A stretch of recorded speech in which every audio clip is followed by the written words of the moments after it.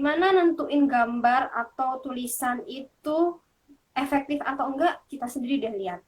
Menurut kita kalimat itu, kata-kata itu pusing nggak sih dibaca? Kalau pusing berarti nggak efektif.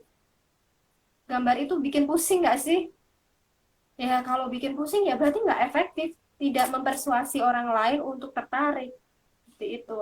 Kita pakai barometer kita sendiri, kita juga main rasa kita sendiri gimana gitu. Jadi Dengan olahraga konten juga. seperti itu. Nama ini Kak, jadi dengan konten juga kita bisa menjaga kepercayaan dan loyalitas dari viewers kita juga ya. Benar, memang ada caranya. Mungkin bisa dipelajari untuk selanjutnya ya dengan narasumber Iya. yang lain gitu. Nah, terus tadi itu gunakan sosmed sesuai fungsi dan karakteristik, sudah dibahas sebelumnya ya. Kalau Instagram seperti Iya. apa, Twitter seperti apa, eh, LinkedIn seperti apa, Facebook seperti apa, TikTok seperti apa. Ya, bahkan YouTube seperti apa, kita juga harus bisa tahu karakteristik media sosial itu sendiri-sendiri.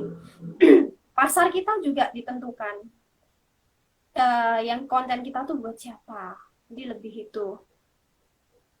Suara Kak Ira lebih nyaring ketimbang suara Kak Rena. Aku kurang keras ya? Sebentar, aku pakai toa masjid dulu ya. Aku bingung loh ini. Aku takut soalnya Kak Oka. Aku takut kalau Kak, bangunin ayam sebelah. Gitu loh. kasihan ayamnya kalau bangun. Kak udah Iya, belum? ayamnya lagi tidur. Oke. Nah, yang paling terakhir adalah branding lah, buatlah konten, tulislah bio, pasanglah highlight dengan jujur. Jangan dibuat-buat. Baiklah, oke. Jangan dibuat-buat. Jangan Berarti dibuat. kayak kembali ke diri kita sendiri tadi di atas ya Kak. Poin Benar, pertama. benar. Jangan seolah-olah kayak kita tuh orang yang wah, yang habis, yang gaul, yang high class, tapi nyatanya nggak seperti itu. Jangan, lebih baik jangan, karena bisa nanti media sosial itu dua mata pisau ya teman-teman. Jadi bisa, di satu sisi bisa positif, tapi di satu sisi bisa buruk. Karena gimana? Karena apapun yang sudah kita keluarkan di media sosial, yang sudah kita lontarkan di kehidupan sosial, itu akan jadi konsumsi publik dan akan menimbulkan spekulasi-spekulasi yang nggak akan bisa kita kendalikan lagi gitu. Jadi memang itulah resikonya. Jadi sebisa mungkin, memang harus dikonsep ingin membranding diri seperti apa gitu. Iya. Gitu sih Kak Ira, lebih lebih singkatnya materi aku sih seperti itu. Nah, ada nggak yang mau ditanyain? Mungkin ada teman-teman deh yang ini tanya gitu. Kalau eh bisa nggak sih lebih divisualisasikan seperti apa dampak dari personal branding yang kita lakukan itu Kak? Oke, personal branding. Tahu Raditya Dika? Oh tahu. Yang Oke, kita nggak itu perlu ya Kak, bilang yang dia seperti komedian. apa ya. Kita nggak perlu bilang seperti apa. Oke, itulah Raditya Dika. Pasti orang langsung tek tahu. Oh, apa? eh, komik ya? Oh, stand up ya? Oh, gitu. Pasti gitu kan? Iya, Siapa lagi? Reza Arab. Reza Arab. Oke, brandingnya kena kan? Nah, dia kan karena membranding orang yang bebas, tapi dia juga kreatif. Gitu. Ada nih dari Kak Oka. Kira-kira membentuk personal branding itu berapa lama sih, Kak? Tergantung ya, Kak Oka. Tergantung konsistensi itu lagi. Kalau misalnya mut-mutan, terus kadang mau, kadang enggak, ya lama, mungkin bisa 3 tahun, 4 tahun.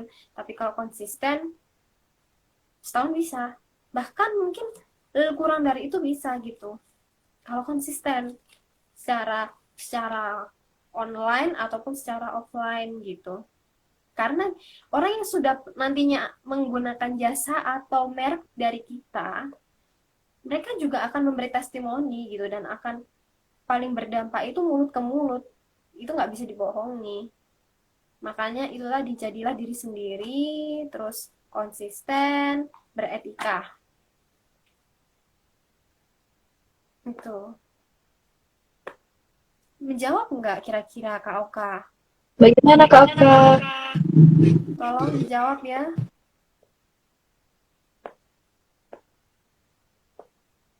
Oh, anu Kak, Gimana?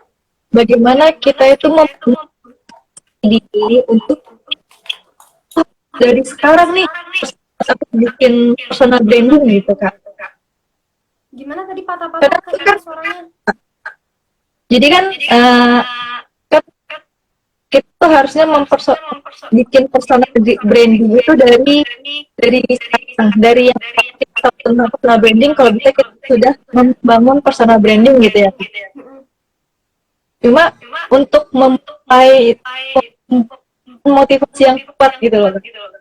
Bagaimana untuk mencari lagi gitu Kak, supaya kita konsisten itu. Gitu. Oh, setiap orang beda-beda ya. Intinya kita itu tidak akan tergerak kalau kita tidak dalam posisi yang kepepet. Hai. Iya, kita nggak akan tergerak kalau kita tidak dalam posisi yang kepepet. Jadi makanya tadi di awal aku bilang explore, explore. Dan sebenarnya mungkin untuk teman-teman yang masih muda ya, aku kan sekarang umur 25, mungkin untuk teman-teman yang masih umur 18, 19, coba apa ya? Kalau aku udah biasa sih ya Kak, untuk dari kecil itu eh, kok bisa nggak ngerepotin orang tua walaupun kita tuh tetap anaknya orang tua, gimana ya? Gitu lah. Jadi aku lebih banyak istilahnya aku cari kebutuhanku sendiri itu, aku dari lulus SMK aku udah bener-bener apa-apa cari sendiri gitu. Udah lebih mandiri gitu ya Kak. Ah, ah. Bahkan aku dari kelas 2 SD udah biasa jualan buat cari uang. Wah, luar biasa sekali Kak, pengalamannya dapat banyak gitu ya Kak. Ya walaupun banyak bangkrutnya juga. Oh nggak apa-apa Kak, itu Tapi itu safe bagus. itu. Bagus Iya, karena tahu gitu loh. Oh, ini nggak cocok sama aku, ini nggak cocok. Jadi lama-lama kita tuh nemuin apa sih yang pengen kita cari gitu. Kalau aku mencari apa ya? Hmm, kestabilan dalam artian aku jangan sampai di posisi aku khawatir akan kehidupanku di fase ini, di fase ini, di fase ini. Kita harus visioner sih menurutku. Makanya karena itu karena itulah jadi kalau aku sih karena pikiranku nanti 2 tahun ke depan aku mau jadi apa, 3 tahun ke depan aku harus gimana, 5 tahun ke depan aku harus kayak gimana. Nah dari situlah aku membangun, oh berarti aku dari sekarang aku harus seperti ini, seperti ini, seperti ini. Jadi itu kayak ada planning hidup, tau gak sih planning hidup. Kayak misal hmm, gini deh, kamu pengen hidup sampai umur berapa sih?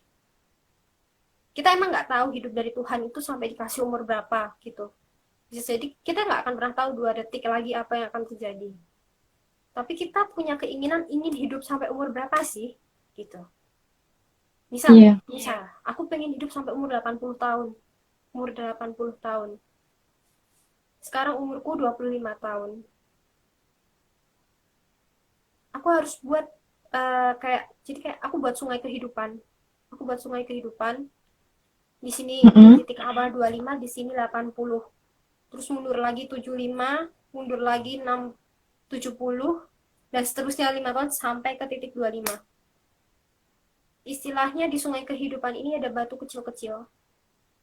Nah, aku tulis di situ. Di umurku 25 tuh aku harus udah aku akan gimana? Harus udah mencapai target apa? Di umurku 30 aku harus mencapai apa? Dan seterusnya gitu. Disitulah nanti mulai terplanning. Oh, aku harus gini, aku harus ini. Karena aku udah nikah ya, Kak Ira. Jadi kayak Ya, tuntutan hidup itu akan lebih muncul lagi. Pasti lebih muncul lagi, lebih tuntutannya lebih banyak lagi, dan itu yang lebih memancing kita tuh lebih apa ya, tergerak lagi karena tuntutan gitu. Itu lagi lebih membentuk diri kita. Makanya sih kalau aku saranku buat teman-teman yang masih muda, jangan tergantung orang tua. Karena jangan terlalu tergantung orang tua, kita tuh jadi tahu. kita bisa explore diri sendiri. Dari situlah kita bisa membentuk personal branding kita sendiri. Gitu. Gitu. Jadi keluar ya dari Ya, ya, bukan zona aman sih gitu. Maksudnya kita tuh semanusia itu akan selalu cari zona ternyamannya. Dia akan selalu mencari tempat teramannya dia. Jadi karena ada orang seperti itu makanya dia mencoba hal baru, mencoba hal baru. Yang namanya jatuh itu biasa. Karena dari situ kita bisa menemukan mana yang baik buat kita, mana yang buruk buat kita. Mana teman yang baik, mana teman yang sebenarnya punya niat ganda kayak gitu. Gitu.